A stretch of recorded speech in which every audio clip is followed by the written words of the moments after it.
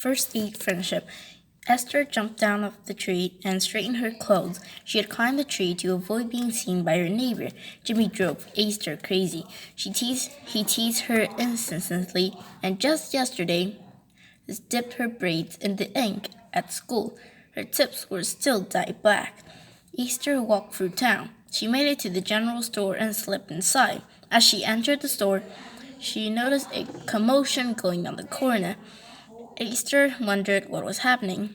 He fainted and hit his head on the sink, yelled the girl as she pushed past Esther. Get the doctor right away. Who? Asked Esther, but nobody listened to her. Esther was scared of blood, but curiosity had gotten to her. She gasped and covered her mouth when she saw that it was Jimmy. The crowd had thinned at that point, as people were looking for the doctor. Jimmy's eyes were closed and his head limp. Esther went up to Jimmy and put her apron on his forehead. Blood was everywhere.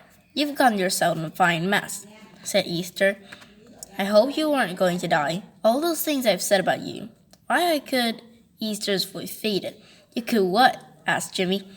Had he been listening to her the whole time? Esther almost dropped Jimmy's head at this point.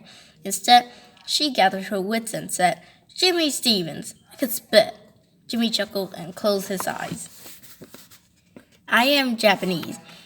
Lynn's family has been at the internment camp for 3 months now. Since the bombing of Pearl Harbor, the American government didn't feel it could be trusted the Japanese Americans and placed them in camps situated in the desert. Lynn and his family slept in barracks with lots of other people. Sleeping conditions were poor and was noisy. Dust storms raced through the camps, and swirling clouds of dust were everywhere. One night, Dad asked Glenn, What's wrong? He could tell that something wasn't quite right. I just don't get why we're here. I don't understand why there's a guard up there. I don't get why we live in prison. It's not a prison, it's a camp, interrupted Dad.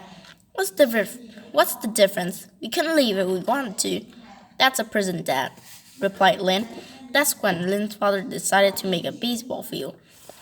This would keep people's minds off their troubles. Night and day they dug up the sagebrush and cleared the field. Weeks later, Lynn circled the baseball field for the second time that day. He was hoping to get 3 home runs in the evening. He glanced up at the guard on the tower. As usual, the guard kept his gun ready and poised. Lynn's dad waved him in safety. Way to go, Lynn. That's an awesome home run, yelled his dad. Thanks, Dad, replied Lynn. He hustled back to the bench. He was sure he had another one in him.